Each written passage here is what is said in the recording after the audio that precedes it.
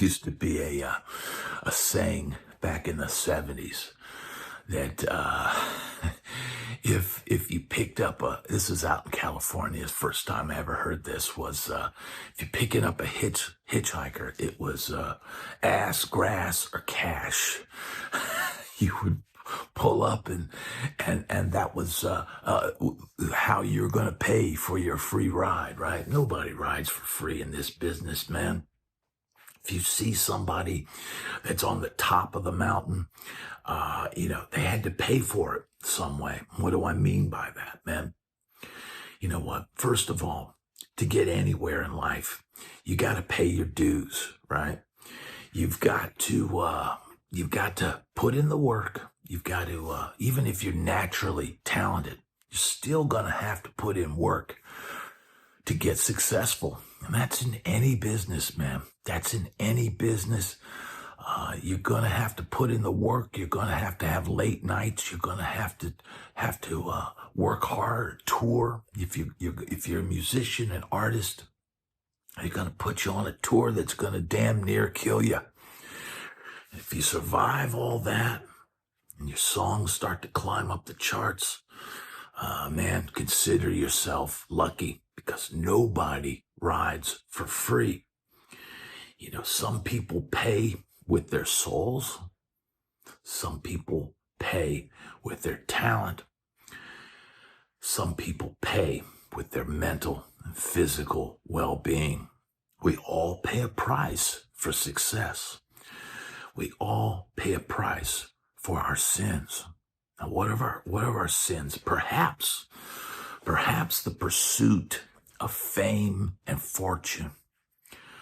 Perhaps that is, in essence, a sin. Now, I don't know. What are the 7 deadly sins? Gluttony and all that kind of stuff, man. Certainly, gluttony and pride and sloth and, all of these things, man. That's all a whole nother topic that maybe I'll get into, but we all pay for it.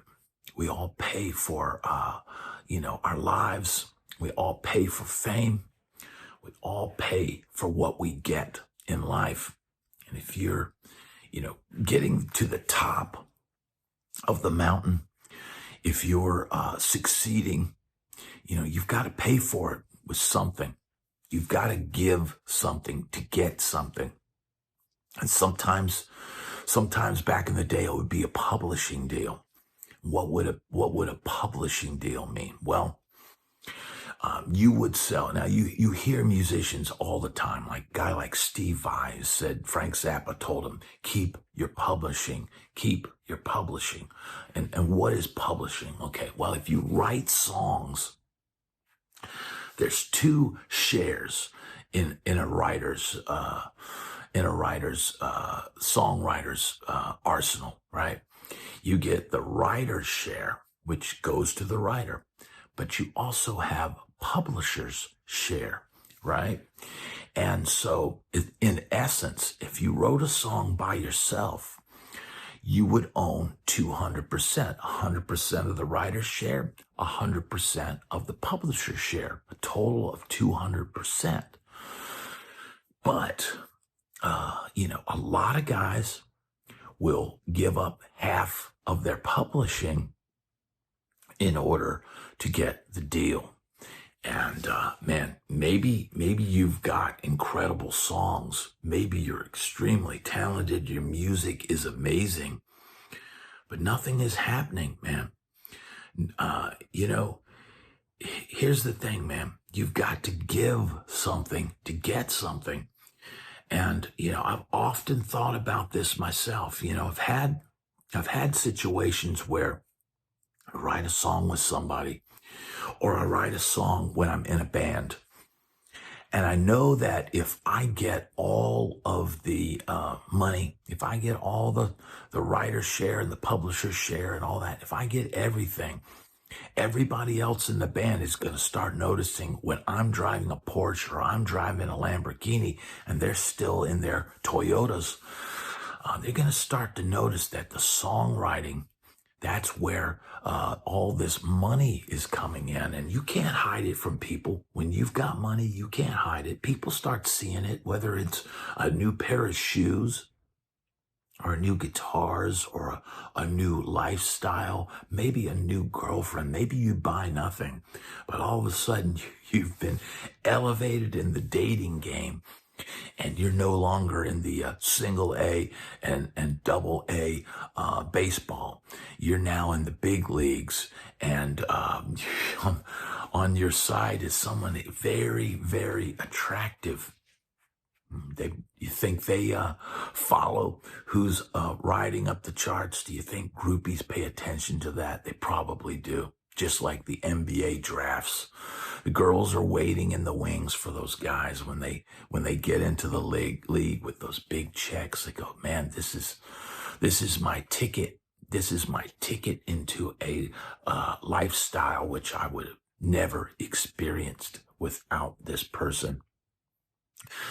So you start to realize, man, if you're in a band and you're writing everything, and I was told this when I was out in LA, our attorney said, look, you guys should split the songwriting evenly, because if one guy starts making all the money, everybody else is going to get jealous. Then they're going to want to throw their songs in, and maybe they're not good songwriters. Maybe there's one force in the band that writes all the songs, so you should split it evenly. That's what you saw initially with bands like Van Halen and some other bands in the past. But you know what? You had, bands like the Beatles, where it was Lennon and McCartney, and it was the Stones with Jagger Richards. Those guys made the majority of the money. Those guys made way more money than Charlie Watts and Bill Wyman and, Mick Taylor and Ron Wood and Brian Jones and all that, man. They kind of carved out their niche and sliced it up with their partner, and then everything they got written got under the Lennon and McCartney or Jagger Richards moniker, and that's why those guys are so wealthy. But man, for the rest of us mere mortals who don't happen to be in the Beatles or don't happen to be in the Rolling Stones and have a name like Jagger or Richards, the rest of us, man, if you get into an opportunity, look, you may have to give songwriting credit to somebody to get the song in somebody's hands that can get it published or can get it cut by an artist. If you're not a successful artist, you can have the greatest song in the world, but man, you might need a star to cut the song in order to get it on the charts, in order to make big bucks off your song. And so, in circumstances like that, if you know somebody that gets cuts, or know somebody that has a connection with a major artist, cutting them a piece of the pie, splitting up something. If you're the single songwriter, maybe you give them 50%, or maybe you give them 25%, or maybe you give them a piece of the action, or maybe you get signed by a publishing company and you give them 50% of your publishing. It happens, man. I came close to doing deals like that myself. I never did, but man, there were at one time in Nashville, there was a huge songwriting community. Guys that would get supplemented by publishing companies. They would get a weekly salary, and their job was to go around all week and write with as many writers as they could and create as much material as possible and demo it up and all that, in the hopes that their songs will get cut by a major artist.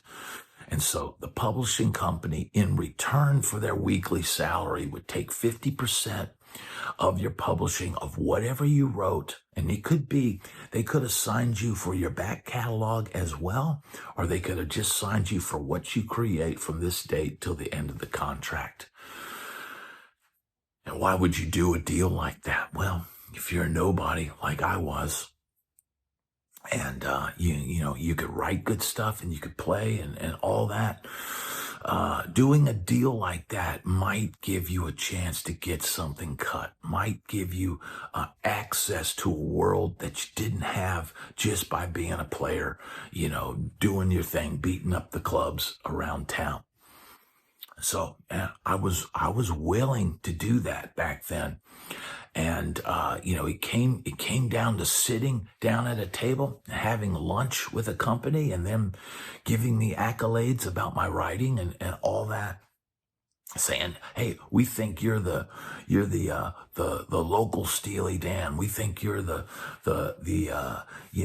Donald Fagen of Nashville or whatever. And, we'd like to work with you and all this kind of stuff." Well, I had a manager at the time, and I just told him, I said, "Well, look, this would be great, and I would like to do this, but I need to get some kind of weekly salary. It needs to be something that I could kind of live off of, because, man, I was living off of what I was making playing in clubs in Nashville. I was living off of playing, everything from bar gigs to weddings to corporate events, the occasional songwriter demo, whatever I could scrounge up.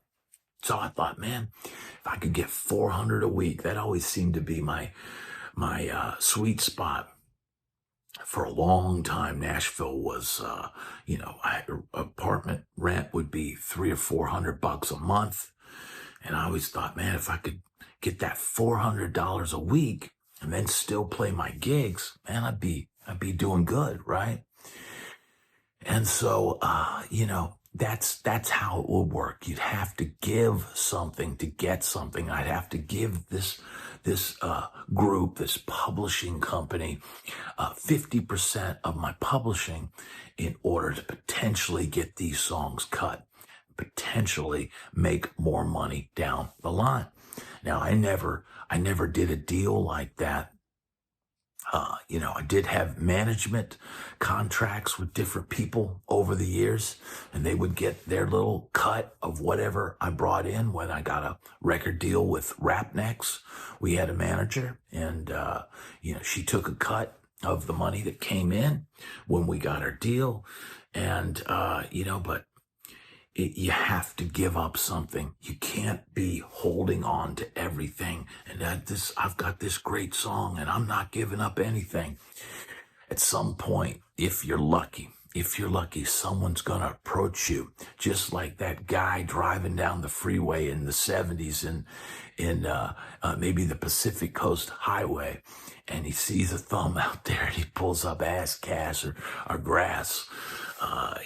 You've got to think about it like this. What if you're stuck in a rut and nothing's happening and you can't get anywhere?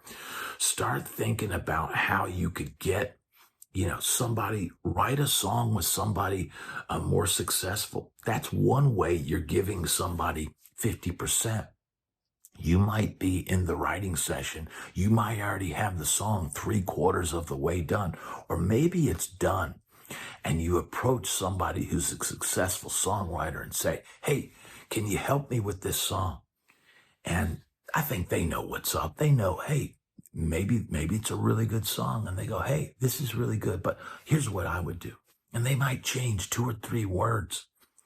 And boom, they're on for 50%. But maybe by them getting that 50%, he can get that song put into his catalog. And then his catalog gets pitched with the rest of his songs. Man, it doesn't happen overnight. For some people, they might write a song and 10 years later, somebody cuts it and makes it a hit. You just never know. But man, everybody says, "Oh, hold on to your publishing." And I think that's great advice. If you're already in a position of power and you're already, your music's already, you're signed to a record label or something like that, but many times, the label is going to want a piece of your, these days, if you get signed to a record deal, labels are going to want a piece of your merchandising. They're looking for new ways to get something back. Nobody rides for free. So a lot of times labels are doing deals now where They get a piece of whatever merch you sell. You're not selling records anymore. You're not selling CDs. And frankly, they put up money and they want something in return.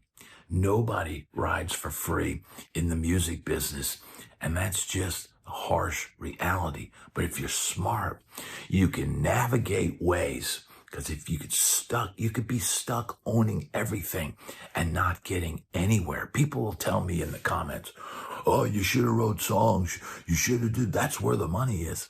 Well, there's no money in it unless you can get those songs cut by a big artist who can get airplay or get it out there or get it in a film. There's zero money in it. It's not just about writing songs. It's leveraging your songs and your talent and somehow cutting somebody in for a piece of the pie somewhere who can help you and get you to the next level.